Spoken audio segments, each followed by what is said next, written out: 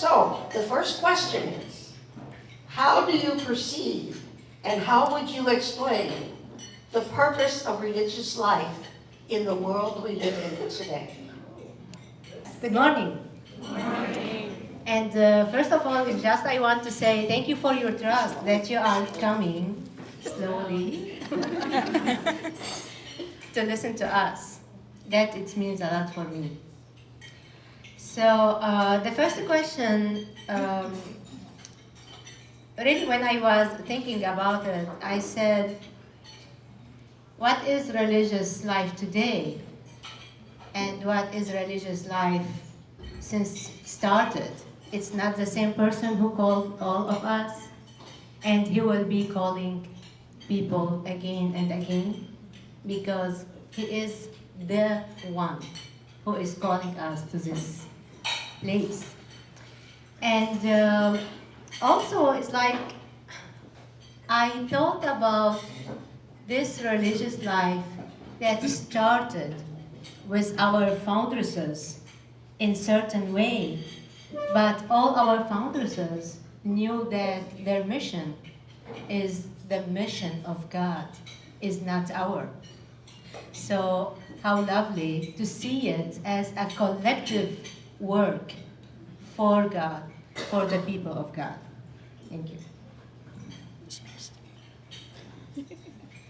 Well, thank you, Monique. So for me, the purpose of religious life for me is to be with Christ the Lord first, and then be sent for mission. Because I will recall the story of Jesus calling the apostle, and he said, the first thing you will do is to stay with me and to follow me. And then in where I am right now in formation time, I'm doing very much in living with community life, learn how to know Jesus, love him, and then feel the joy for the meaning of religious life is to be, it's the main thing is to be with Christ and to love him. And there we know about his heart, and there he sent us to the mission, and we live with that joyful. So I would say the purpose of religious life first is to stay with him, to be with Christ, and to love Christ, and be sent out by Christ. I definitely feel a lot of, my heart resonates with both of you, and I would just agree or add that our purpose remains rooted in our commitment to serving God in others. Our religious life provides evidence that redistribution of wealth is possible. A global sisterhood and brotherhood can be possible. And the care for our common home is achievable.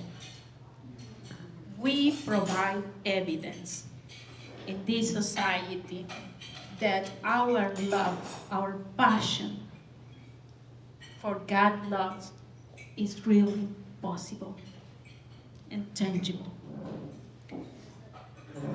We do this in many ways. For example, through our community living. We are showing to people that it's possible to live together. We are from different cultures, backgrounds, even theologies.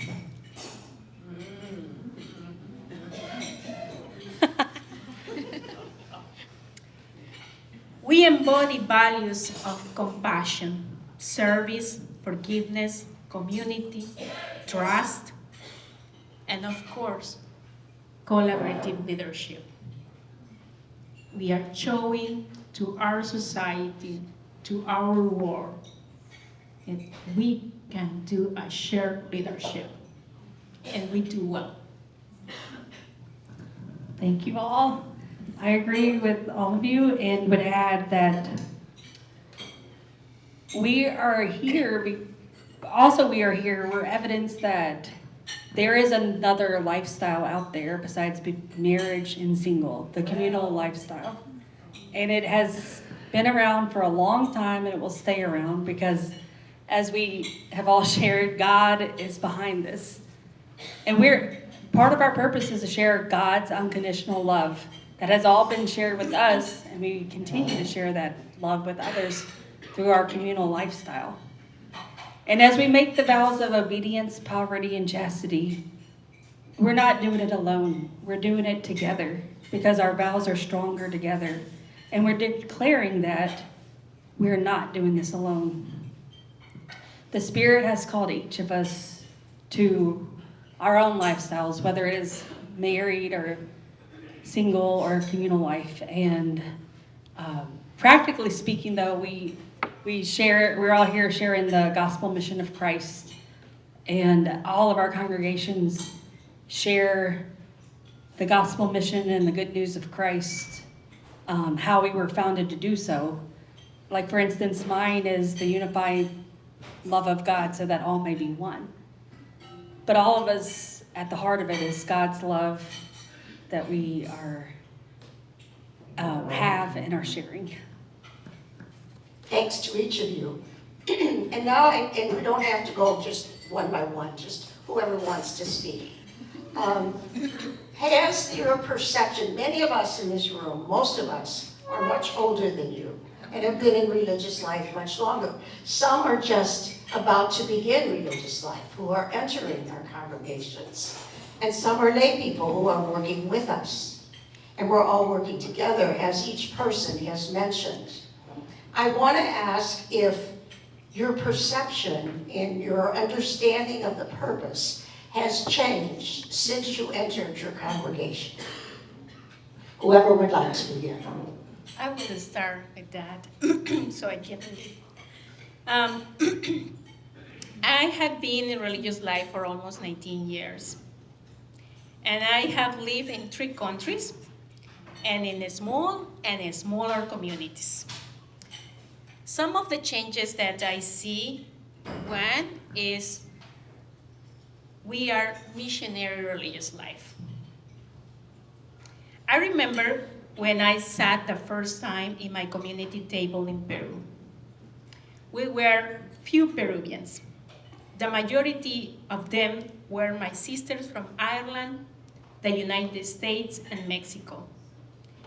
Currently, that is not the case anymore.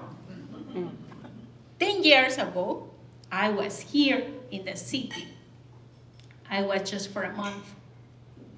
And I was the only Latina in the area. Today, here and now, our table is kind of similar what I saw years ago in Lima, don't you think? The majority in my community table is from Latin America. Indeed, while in Latin America the members are more local or country-based, here in the United States, the membership is growing in an international diversity. In this land, among us, there are religious missionaries who have returned to the country. Some of you were in different countries when you were young, or probably you just returned from these missions. You are missionaries. You have a heart of missionary. But you see now today that there are many missionaries today here too that are young. There are sisters from Latin America, Asia, Africa around us in this country. I experienced that especially when I met the religious young women in the United States. The majority came from different countries. They are missionaries. They are here with us. Religious life today is every time more and more changing and more missionary and more diverse. This missionary religious life is keeping us on the move. The other thing that I perceive is how we use technology. 19 years ago, I will not imagine that I will utilize Zoom to meet with my sisters, or Google Meet, even Facebook or Instagram, or other digital resources. We use this to connect people today. We have a great opportunity today to connect with people around the world. We are nurturing a global sisterhood. We are creating communion beyond boundaries in many different ways. We have this potential opportunity to feel that we are connected beyond languages and beyond our devotions, because all of us were called in the same way. And the third point that I want to share with you is how we address social justice today and how we address social justice 19 years ago. What I have seen is that many of our sisters and associates are actively involved in advocacy efforts with and for marginalized groups. We have changed our language, which is not with for, but with. Environmental justice, peace-building initiatives are something that we do together. We have encouraged not only assistance, but also social justice education. Justice and peace efforts is not anymore an activity or something that a committee or an office will do, but something that we do in each of our ministries. 19 years ago, that was not what I saw. So I wanted to reflect that. That's important. Thank you. Thank you, Kathy.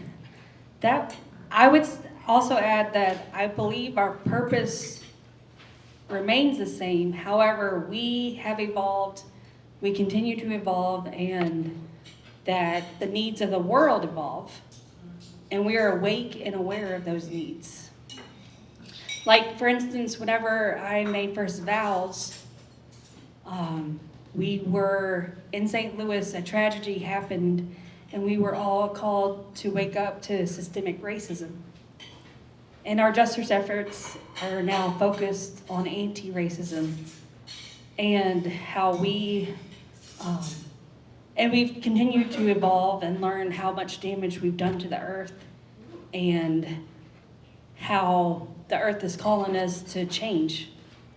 And then of course our spirituality and understanding of God keeps evolving, because we just keep putting God in a box, and God calls us through each other, and challenges us to get out of the box. And so I just think we are in evolution. We keep evolving. For me, it's one thing that perception changed in me when I entered religious life 6 years ago. Is the first thing I was so afraid to enter religious life. I think religious life is boring, obedient, chastity, and poverty. Like nothing attracts at all. And you have to live in a certain way that people already planned it. You have to follow that plan. Right? So I hear the call, but very afraid and say, God, if you call me, help me to see it's beautiful. So when I enter with the sister in the Handmaid of the Sacred Heart of Jesus, I felt that joyful living in the community, even though we are different women from different country, background, different personality, and sometimes it's very human with character and everything. But then the moment I feel I can grow and live in this community because we accept one another. We live and we see that joyful reconciliation, living the gospel in very who we are. So one thing that I changed is possibly for me to be religious sister, because all of you like being who you are, allow me to be who I am, to follow Christ. So that the community life, I'm growing to loving this and see the joyful of living with the woman with that zeal of love. And then the second point that I see change in me is within the movement of the church right now, and then I already been questioning about like how we are women can help the church and living religious life with this joyful, but we also have gift to share, right? And with the synodality happening in the church, what Pope Francis asking, I feel so much a change with my own conversion about value who I am, a woman, and then as a woman, religious in everywhere, not in the United States, in every country. So I see this as a call for conversion for my own self, and also help others to see that like we live as a gift, as a religious woman per se, but bring that gift and joy, which is we have to experience ourselves, and then share with other people from many places. So, and that living that freedom of discernment. So we are Ignatius spirituality. One of the gifts that I love so much to help me to grow is to discerning the spirit. I think that the whole church right now asking each of us, the lay and the woman, working together, discern the spirit, and then help together moving with the church, with our congregation. It's not by our own discerning. So that would something change and hopeful for me and joyful as well. What I can say after all this wisdom. Actually, yeah. It's just I will say a short thing that if I answer this question, I will say I am the one who changed in this story, because I remember when I'm reading from Ilia Delio, Richard Rohr, they said how much we are connected and we need to learn from the universal story. So it's not about just to stay and to stuck in that matter or the heart of the matter, other than being the heart of the matter with God in the universe. So as we are growing in that mentality to see that I am the one who am opening my eyes to see something new. I am the one who is invited to see that there is some changes in that cycle of life, which is leads me to the fullness of life. Thank you. Thank you each. I'm reminded of something Sister Maria Elena Martinez said to our congregation a number of years ago. She said, being international and understanding the global world is a way of making peace. And I will never forget those words. And God knows that's what we need in our world right now. And we're trying to do that. What do you see, ladies, as the vision for congregations in the future? As you look into the future, what do you see coming for religious life? Well, I see that a lot of things are going to change, but because of our age, average age, as we all know and we hear over and over again, but the thing is, my hope is that we recognize that we're all on this journey of an adventure of religious life together. And as we say yes each day to God, we need to continue to be grounded in God and make communal decisions not based on fear and anxiety, and instead understand and believe that God is with us. Sophia's Spirit is guiding us, and we have to trust ourselves each other that we're doing the best we can. And in this illimitable space which we are in, because in 10 years a lot's going to change, we need to make decisions that will aid us and help us 10 years from now, but not act like we know what we need 10 years from now. So the difference is that I guess sometimes I hear this like, oh, this is what we're going to need. We need to change right now. Well, we don't know what we're going to need in the future, but we can live presently and present to God, each other, and ourselves, and then we will be prepared to live into the future together. We'll create those structures that we need when we're there 10, 15, 20 years from now. And that's my hope, that we live presently and keep doing what we're doing as best we can.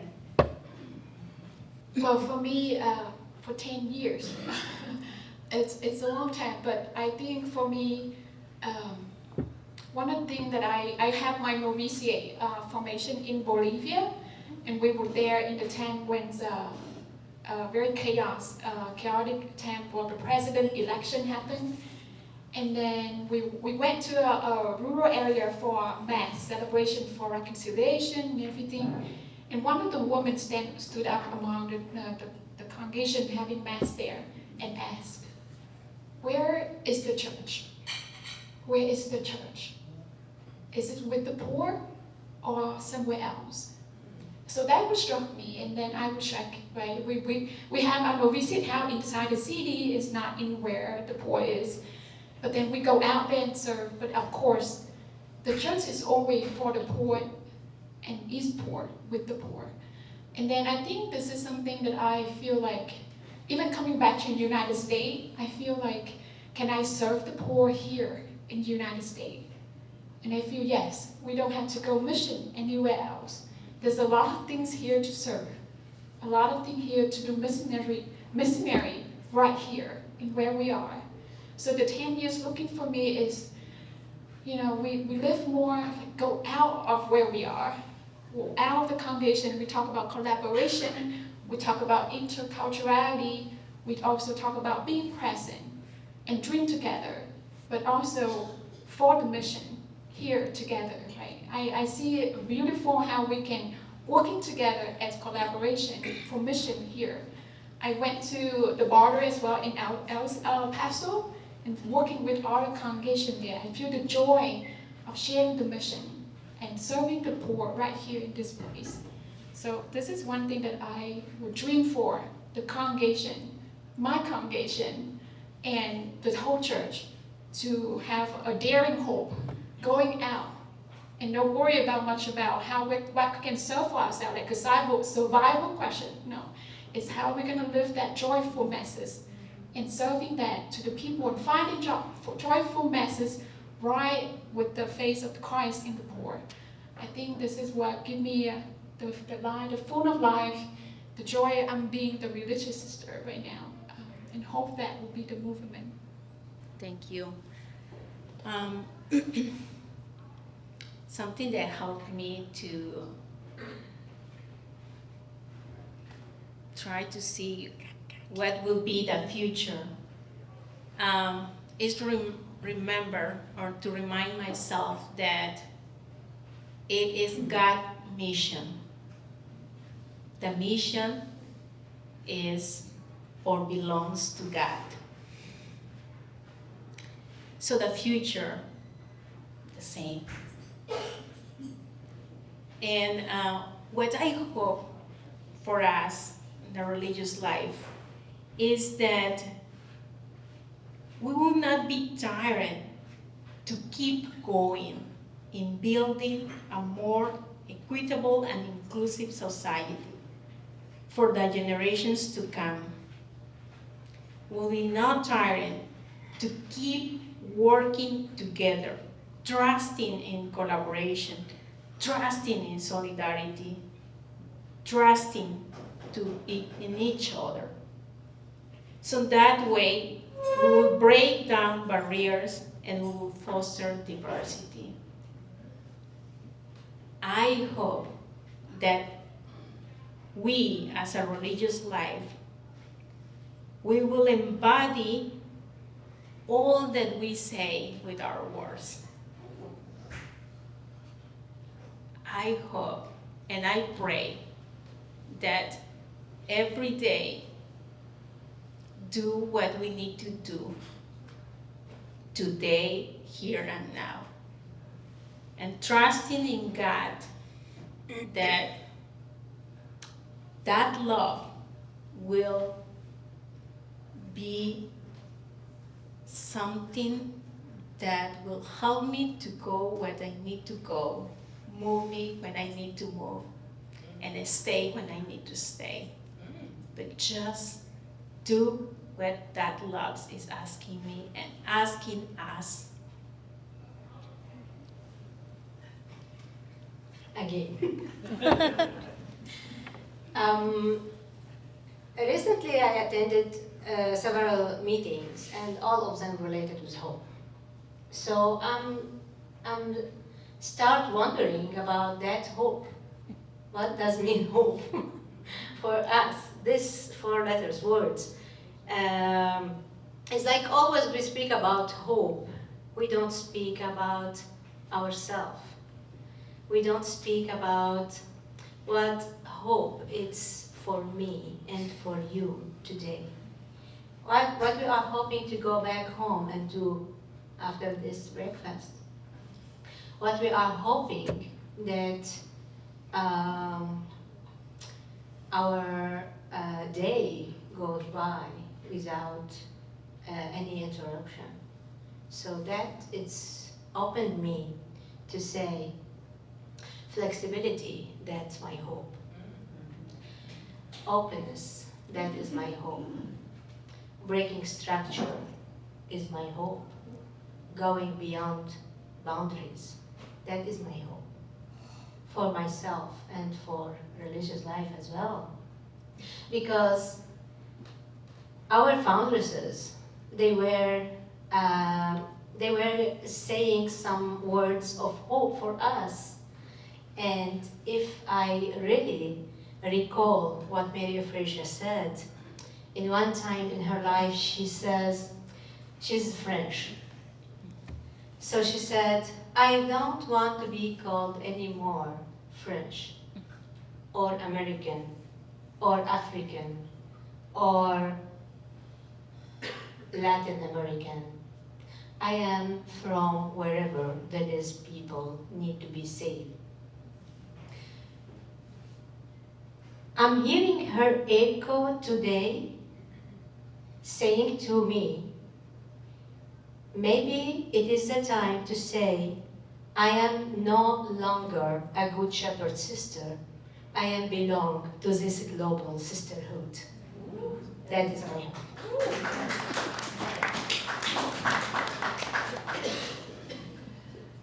Thank you. One of the questions that came up when we were talking together in preparation for this was the issue of racism in St. Louis. We're all in St. Louis, so close. If we believe that God is in us and God is in everybody, how can we be racist? And I'm not implying we are. But how do we address a society that is racist? Maybe I can start to say a few words and I will pass it. I am from Syria originally, and in Syria we have a lot of troubles, but I am proud that we don't have racism. So I grew up in a milieu where everybody is neighbor. Everybody is like knowing each other. So when I start learn about racism, and the first movie I watch is the Hidden Figures, I was really, it's like, please God, no, this could not happen. As a little boy cannot have that water from this faucet because it's for white people? No way, that's what we don't want to see. So it's like from that time, I'm just dreaming about when that time when we will be seeing the turning of this world and see ourselves one. So let us just dream of this. Well, for me, I think racism, I think about what a couple of weeks ago we talked about the trusted anchor in one of the priests talk about it. And I just see that we have to be, talk about racism, when we experience that, I think we should have the feeling of just as anger. Like we should feel this is not right. There's something strange in my soul. This doesn't move me, this is not right. And also to examine how do I react to this? How do I embrace this? And for me, I do experience that when I just arrived to United States, and feeling that we couldn't name it as racism. We couldn't feel like what is happening with our people reaction, right? So it's very confusing. Even we don't bring it to the conscious of what's happening or how do we talk about it. And I think it's helped us to even go through our emotion. How is it happening? And help others to see that, understand it. And I think how do we do with racism? I think it's about encountering, like to be encounter other. Like we're just thinking here and we think about others, but when we encounter directly one-on-one that person, we know more than what we think. We see more than what we can imagine. And from that encounter, we hear each other. So I hope for this would be we're promoting the culture of encounter, and that would not diminish the racism or the differences among us.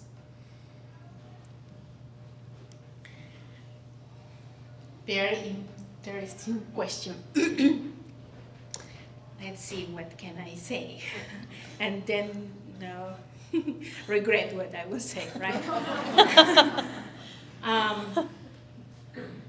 Sisters, we live in a society which is racist.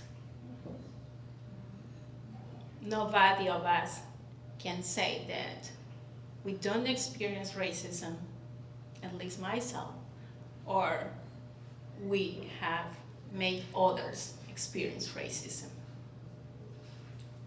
Because unfortunately, or fortunately, that structures that we live in is white. And we need to recognize that. We are privileged. And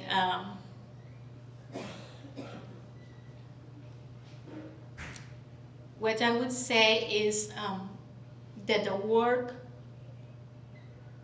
is going to be anti-racism, anti-racist. That's what we need to do, as they were saying before. But we need to do intentionally. It's not something that will, came like the rain. We have to take care of that as we do for our plants. We have to put seeds, we have to take care of them, and every season needs to be changed, something. And probably what we need also, or I need to do, is keep learning.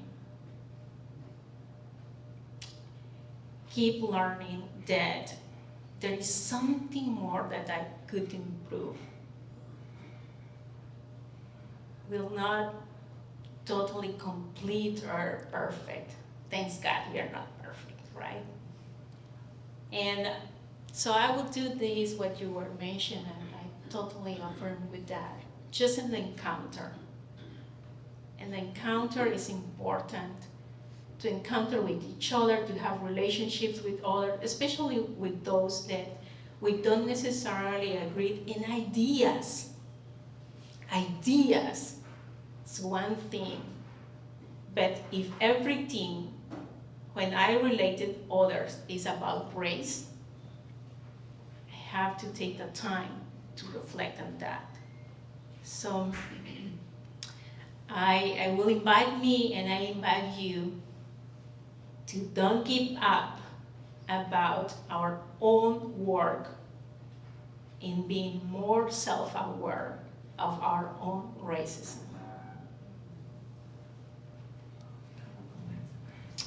Yes, I agree, Kathy, because it's affecting our communities. And I was my eyes were opened when in 2019 at our national gathering of younger religious sisters, sisters who are from different countries. They joined North American communities. They shared a full day of just how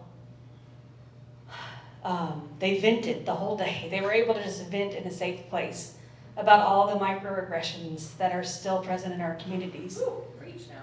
And because of racism and our systemic racism. And it's present, unfortunately. So I continually pray for a conversion of heart on all of us, for all of us, from myself, and try to stay awake and aware of motivations and what is going on, because something's not right. I mean, look at all of our political candidates and all the rhetoric about the border. I mean, something inherently wrong with all the rhetoric and that's spread about people from other countries. And so we continue to educate ourselves. We continue to challenge each other, but we have to continue to make choices that are anti-racist and changes that will make a difference in somebody's lives. And I think we can, and as religious collaboratively, I believe that, and I hope that we can be leaders in reparations for all the sins in America, in North America for sure. We have to be leaders in reparations, whatever that's going to look like or how it should look like, and how and make a difference in these systems of ours. I'm going to ask the panel one final question in just a minute, and then we're going to open the floor for your questions. So be thinking of what you might want to ask or introduce into the conversation. And right before we do that, I would just ask each member of the panel, in maybe one sentence or two, just briefly, what is your hope? What do you hope for in the future? What I hope for is, I think that's one of the verses that I learned from school that I struggle very much, is about unity in differences. We are not very well to live with the differences. My own experience, to live with somebody different, I feel difficult how to accept other differences than who I am, my idea, my way of eating, my way of being, my way of laughing, everything we can see the differences among us, in our community, in the congregation, in the church. There's different way we talk about different theology, even a different way of liturgy. I experienced here in St. Louis. And I just say, we are so diverse. We are so different in how we can live together, how we can work together, and how we can see Christ in each other, and how we can build the church as one body of Christ. So when the word of say unity in differences, they have been talking about that in the first century of the early Christian life and everything. But until today, in 21st century, we still wonder about how do we live unity in differences. So my hope is that there still be a question, and there will be an answer. There will be a way unfolding of how we live that hope that's begin in each of us. That begin in each of us. That we see the differences, we value the differences. We see it's a gift, and Paul say, we are many parts in one body. And that I see, as we treasure our gift at the beginning, we embrace ourselves as who we are. Thank you so much. Allow the space to embrace that who you are, in order to be who they are. But respect and cultivate that gift.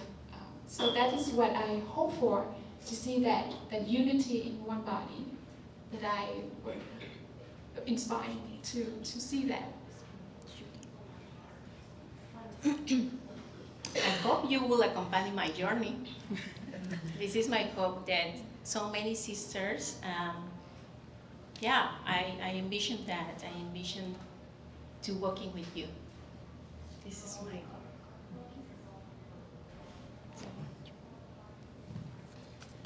hope. My hope is that we continue to share God's love with each other, and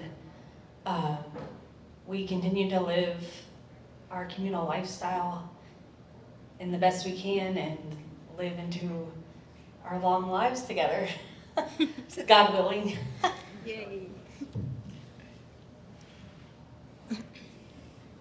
Well, as I said before, my hope is really to come to a collective work in the global sisterhood, knowing that each one has own identity, but we are one in this time, in this journey.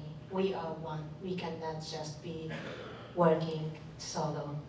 We are one. Thank you.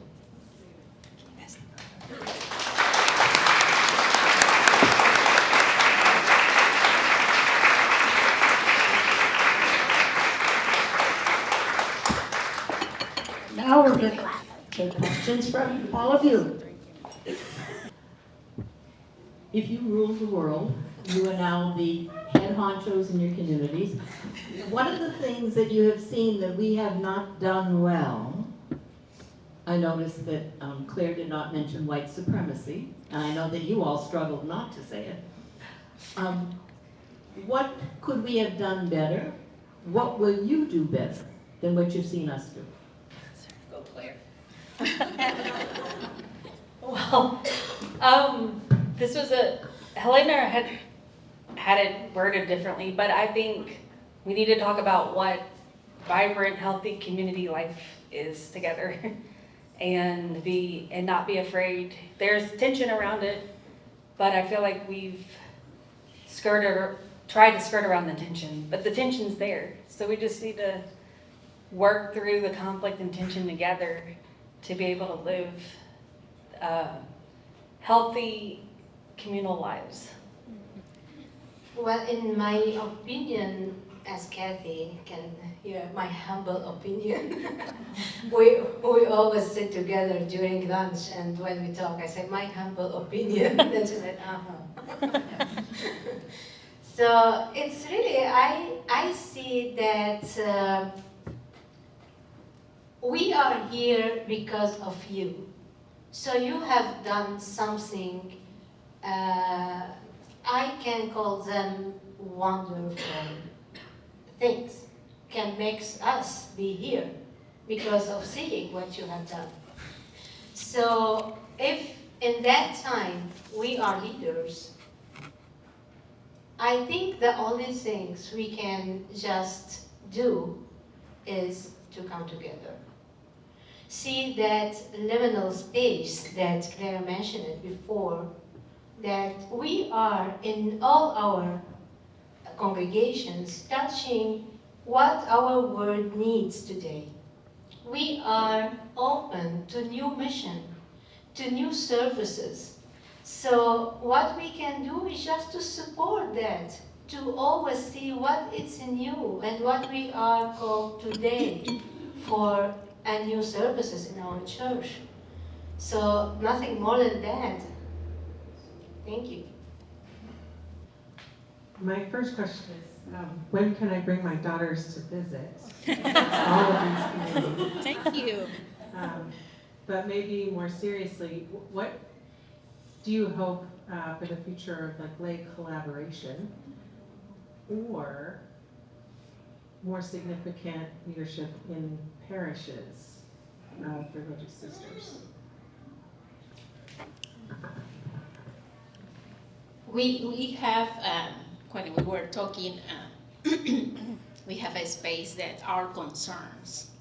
And one of our concerns were related to what you were mentioning. And first is how we could do much better in inviting, more people to come and join us as a religious sister. And because we love this lifestyle. We really love. I mean, we are here. We believe in religious life. And so there is something that we could do much better. Yes. We need to be more courageous women to invite people to visit to us. First of all, to visit to us. Open our doors. Pope Francis is saying this, and I think in many places you may hear that. Open our doors. We have a lot of fears, And maybe it's just because of our age that we don't have all these fears, because we don't know probably many things that you know or we know. But love is about to take risk, willing to take risks. And I learned that the only thing that could stop love is fear. So yeah, I think what I want to try to do is invite as many people as I can to know who we are, not just only in our ministries, but also in our communities, the way that we live, that our table can be open for more and more people. We can do this. I think we can do it. And in terms of lay collaborators or associates, today we are calling them, or we are trying to call or recognizing more as a careers. People who carry our charism. And I think we can do more about that in our communities, recognizing that we are a family, that are sharing the spirituality, the charism, and this way of life is a way of life. That the call is God calls. And yeah, I think the only thing that we can learn from each other is knowing from the other. And trust, really trust. For me, I think the call to live Christian is belong to all of us, right? To religious life, to lay people as well. And actually, we come from the lay movement, become religious life, and I learned from the one of sister. So I think that the lay people, I say that you also called to holiness, to share this mission, right? To do collaborating as one church, one family. And then do it together with the whole church member, religious life, parish, and everything. And I think that your question struck me is that also like religious life, also not working on their own congregation, but also share that mission with the church and with the lay people. And not, as you say, it's not a gift for our own congregation alone, but then for the church. So it's share with that lay people, ask them for collaborating. And even lay people are learning the gift, collaborating with the whole church, the local parish, the other congregation, to see that how can we work together, link together by that work. And I know that you already have, like, you know, we're talking about lay people, they already have the main vocation is to take care of family, working with a lot of things. But also there's a gift that we call to share that inside the church. So I think that's a great need also to collaborate along religious and lay people and with the church leader to work on this. And then I love solidarity. I always come back to this because this is called to work for the whole everybody, even the marginalized. Work to help the church to become better, like, you know, to help each other to build the church. So I think this is a collaboration again, but then working with one another as lay people as well. I will not say any other things. It's just I want to ask, who is lay people? Can you just raise your hands between us? Yeah. questions start to address each letter, dear partner in mission, because we are partner in that mission, which is the mission of God. And we are That's why laity is in the heart of the congregation, because we know we are here, tomorrow will be another place, but you remain for the continuation. Well, thank you.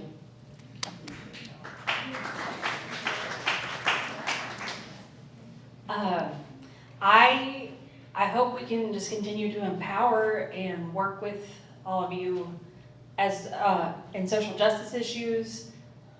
We continue to be inspired and want to support all the efforts, especially if like we're all in the women of the church issue together. Well, We have to empower each other in that struggle at times and congratulate each other when we make like what you and Cheryl Archibald are doing in our diocese is amazing. So thank you, and continue to let you know that we're here for you. We're a group of women that support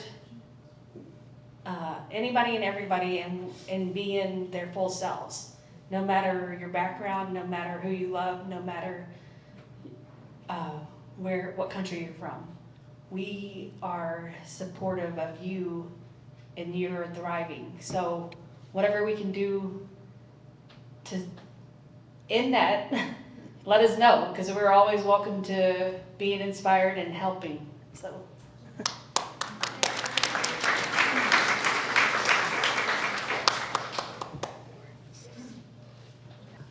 I'm not sure exactly how to word the question, and I have an ulterior motive because I am a community organizer in St. Louis with Metropolitan Congregations United. So I see the possibility and the power of our collaborating across, various religious communities with each other. So I'm wondering, do you see us collaborating with each other? Would you see particular areas where you think that would be helpful, powerful, however you want to express it?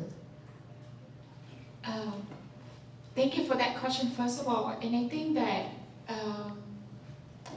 I will talk about one experience I have in the Immigrant and Refugees Ministry right here in Titusville, the parish. And they inviting different local parishes collaborating in this mission together. And I see a lot of lay people, I would say partner in mission, together in this mission. When they do it, a lot of like, the people who are calling like, can I have the washer? Can I have the bag? Can I have this one? Languages about food, health, so many issues, so many things that we can help. But there is very wholeness of a person that one part cannot help at all. But we need other resources. So we have like a list of 100 different resources in the local. And hopefully these resources can give a help to these families.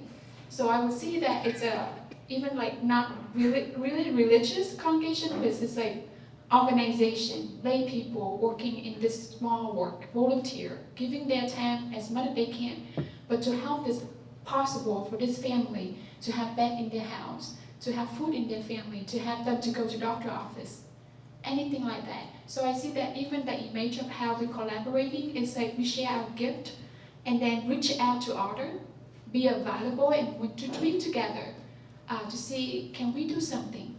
Like we talk about thinking outside of what we can do and see like, can we work with each other? Can we find help these particular things, but then together. So that would be a question for each of us, and like you talk about encountering, right? Get to know each other as well and see that possible of that mission. Collaboration can be in place only when we recognize that we have something to share. And we do a lot to share. So yeah, we can do many things. And there are many projects happening right now that is collaborative in congregations. For example, information, right? Many places come together and share the opportunity to be together, but also the speaker, things That you know, I don't need to repeat that. But also mission. We know that many sisters of us are coming together, living even together, to keep the mission of God, because the mission is God. It's about God, God's mission, not us. So yeah, there are many opportunities, and I think in terms of formation, ministry, and also community, yeah, I do believe that we can do much better in that. It's just to say that is a topic. You start your question, you don't know if that is a question. I think that it's a great topic to be just having a special meeting to be talk about. Because coming together and collaborate together and see what is the need of this society and go ahead, that is very important at this time. And just putting the efforts, I mean, that will be wonderful. So for those people that they can organize something for the parish, for the diocese, that is a great thing. It's just to be having a special meeting and be open this topic. Thank you. As I was listening, I was remembering, and we talked about whether we would make this a topic. It was that there are congregations, some may be present here, who have made a decision to come to completion.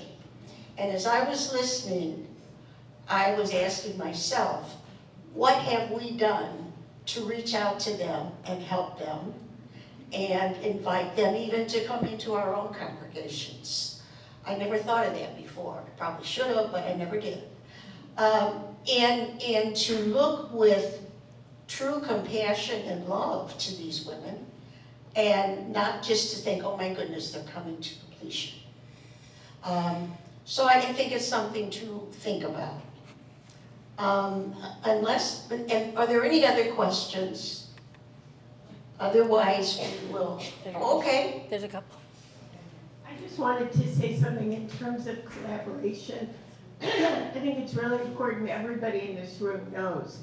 So I'm Marie Kenyon, I run the Office of Peace and Justice. I'm an office of one. I have not done one project since I started in 2015 that at least 2 or 3 congregations were not involved with, not one. So the Gun Violence Summit this summer, 17 of you, 17 congregations co-sponsored that. We go to the border, we take the kids to the border mass, we go down to the vigil for the death penalty, we expand Medicaid, whatever we do, none of that work would happen without the religious congregations. So when we talk about collaboration, I think you guys are doing it and you're doing it really well. So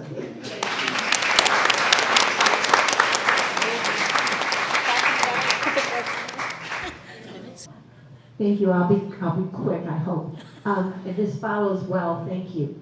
I've had the experience recently of encountering more college-age students and their desire to go back to a spirituality and a life that makes them, the words that I hear them using is, it feels holy to be on your knees, to not touch the Eucharist, to just pray in Latin.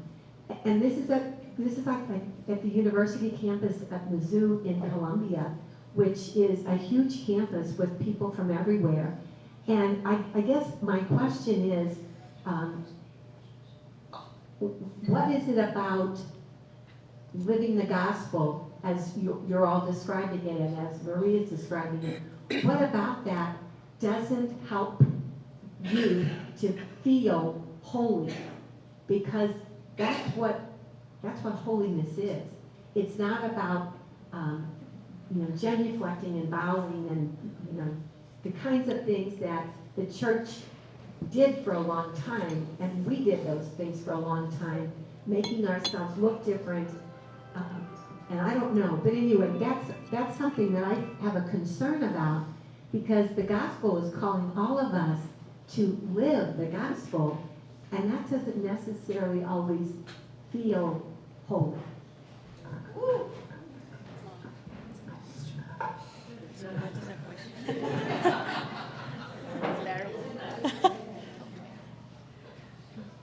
Thank you, Kathy, for that comment. That could also be a word, we could spend days talking about that.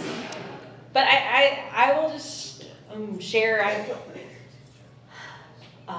I get my heart and theory on this is like, there's a lot of chaos in our world.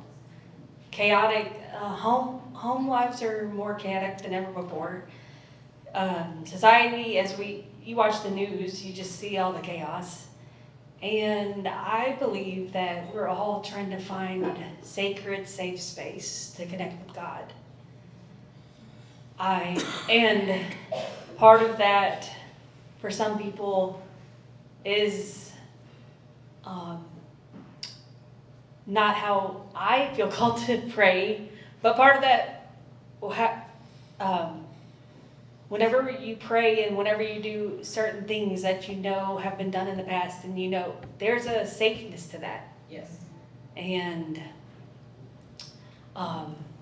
but as we all know, or I feel that I am called to keep helping our church evolve and move forward. So I don't necessarily feel called to do those styles of prayer. I also just think those of us trying to get back to what Jesus, get back to what Jesus was calling us to and to do in our world. Because in some ways the church, we've become askew from that, especially in North America. They're better at, collectively, they've been better at reaching youth and providing what some are looking for at this time. So I think we talk a lot about how can we, like Katty mentioned, how can we better reach our younger people? And spread this, help spread the joy of Jesus and the joy of the gospel as we feel called to do and see the need for.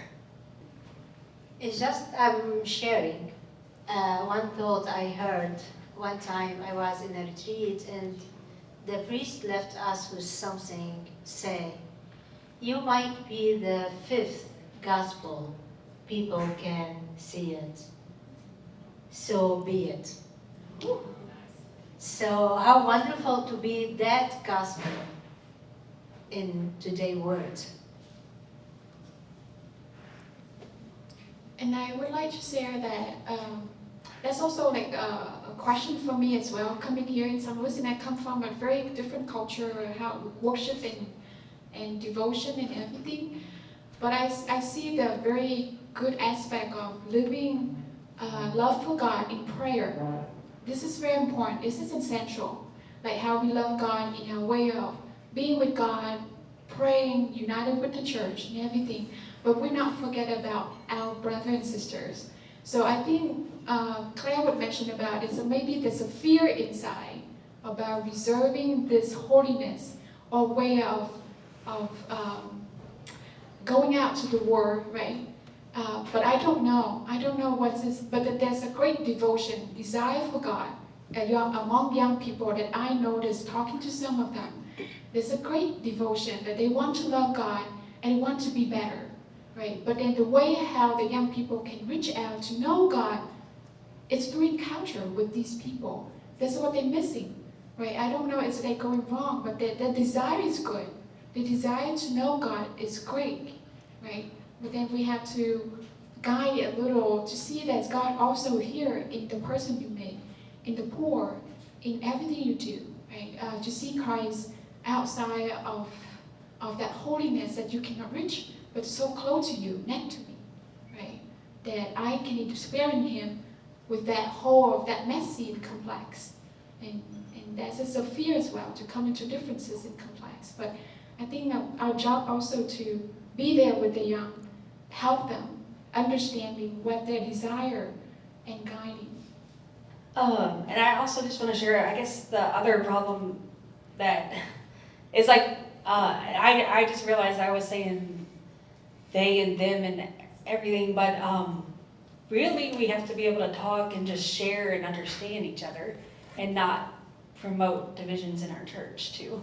So it's hard, but it's part of our work. Well, as they say, all good things must come to an end. So, again, thanks to the Carter Ward Foundation, to Bridget, to Mary, to Kate, and Sarah, everyone.